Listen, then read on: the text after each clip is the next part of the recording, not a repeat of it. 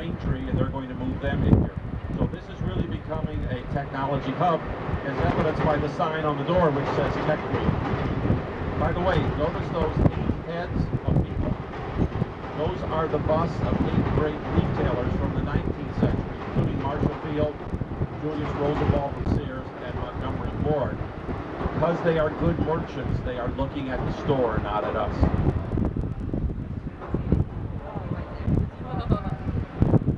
Over the top of the red brick building with the 2 flags flying is a very tall new skyscraper called 300 North LaSalle, finished in 2009 in the depth of the recession, 90% leased. It sold the next year for $600 million, the highest per square foot price any building had ever sold in Chicago. It sold again last month for $850 million. Once again, good design retains value. This building is something called a Platinum LEED structure. That means leadership in energy environmental design.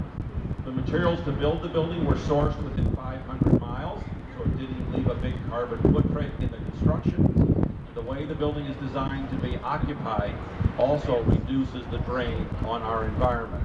It takes its cooling water from the river. It has lights on sensors, so when you vacate your office, the lights go out. Low flush plumbing. And it uses natural lighting on the south facade, which gets light all year long in Chicago. So a very successful LEED building. The architects Picard Chilton designed this for Heinz Interest, the same people who are doing River Point, the building that's going to go up behind the white portholes that we saw earlier in our cruise. The red brick building, 1914 by George Nimmons, who designed the big Sears Roebuck distribution center on the west side of Chicago at about the same era. It was designed for Reed Murdoch, an institutional grocer. Reed was the big brother of Sara Lee. Both were subsidiaries of Consolidated Foods Corporation. It was also, I have to confess, the most hated building in Chicago from 1955 to 1998, because this is where Traffic Court was located. I left many bucks there. Today it's the headquarters of Encyclopedia Britannica. Whirlpool has a major design and research center. And the restaurant that was here is going to be repositioned. It's going to be called River Roost. It's going to be a barbecued chicken type of restaurant, I believe. Now, many of you are in Chicago because you want to party. Have you ever been in a city? Looking right at you guys, huh? If the shoe fits. We have a building that looks like a champagne bottle right up there on the right, ahead of the boat. Today it's the Hard Rock Hotel, but it was built for carbon carbide, the people who developed never-ready batteries. And the designers were Daniel Burnham's 2 sons, Daniel Jr. and Hubert. The story is this building was being designed during the Prohibition, but the executives of the client were able to get access to some of that illegal substance. By the end of the night, they had consumed way too much, and they just took the bottle, cranked it off the table, and said, make the building look like this. So they did. The Art Deco style building has real gold leaf at the top, and the green portion of the building that you're looking at, that magic material, terracotta. So it shows you again the versatility of that material, why it was such a great material. Let's look off now to the left. On the other side of the open Dearborn Street Bridge is Bertrand Goldberg's other project, actually his earlier project from 1962 to 67, Marina City. Once again, it's a place where you can live, work, and play with multi-uses. His inspiration for the towers was a tree. The elevator cores are the trunk. The arms that come out to support each floor are the branches. And the balconies of the condominium residences are the leaves of the tree. When his mentor, when his professor, Mies van der Rohe, read the newspaper and saw this design, and he saw that Bertrand's name was associated with it, he called him up and he said, Bertrand, I taught you how to do rectangles out of dark metal and glass, remember? The newspaper must have it wrong. They say you've designed this round, reinforced concrete structure. Bertrand says, Mies, the newspaper got it right. Mies hung up on him, never spoke to him again.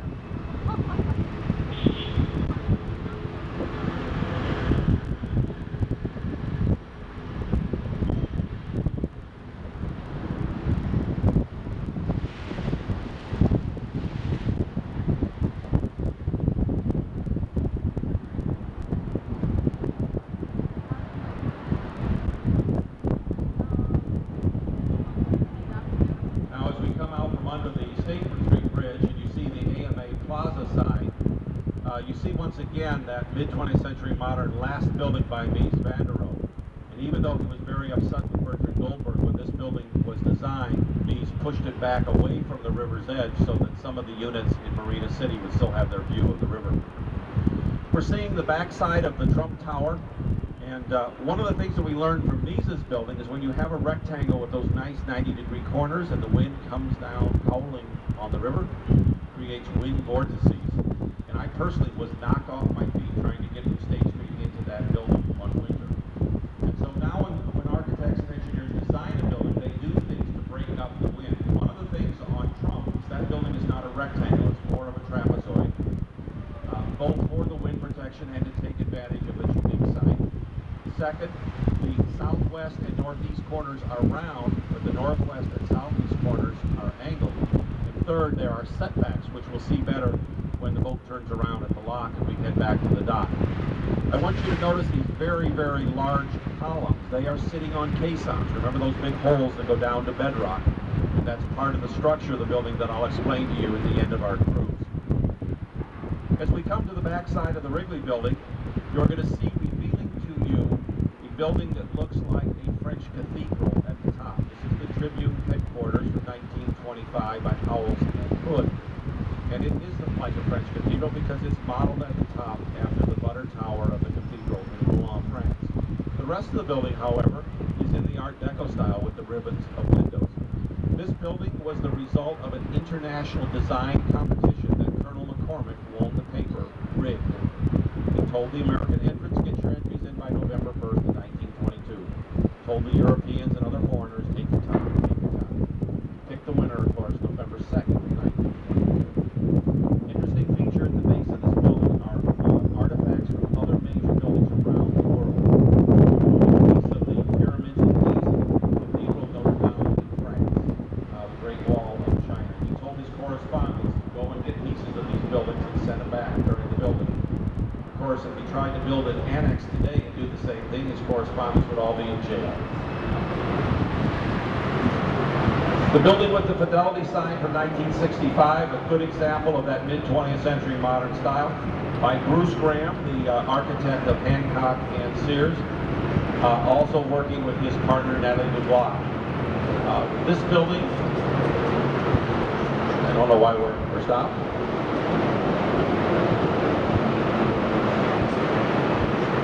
We got traffic.